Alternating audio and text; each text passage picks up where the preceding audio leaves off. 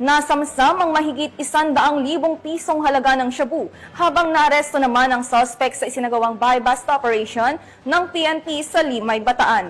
Tunghayan ng report mula kay Patrol Woman Janice Bulahaw. Timbog ang isang drug suspect matapos ang ikinasang buy-bust operation ng mga operatiba ng Limay Municipal Police Station at Bataan Provincial Drug Enforcement Unit sa Barangay Lamao, Limay, Bataan.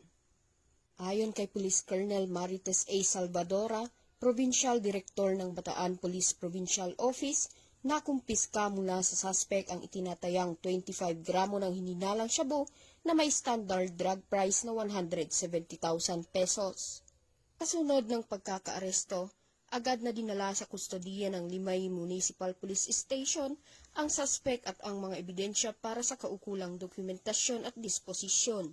Haharap ang naarestong suspect sa kasong paglabag sa Section 5 at 11 ng Article 2 ng Republic Act 9165 o mas kilala bilang Comprehensive Dangerous Drugs Act of 2002. Patuloy ang pinaigting na kampanya ng Bataan Police Provincial Office laban sa ilegal na droga bilang suporta sa direktiba ng pamahalaan tungo sa ligtas at maayos na pamayanan.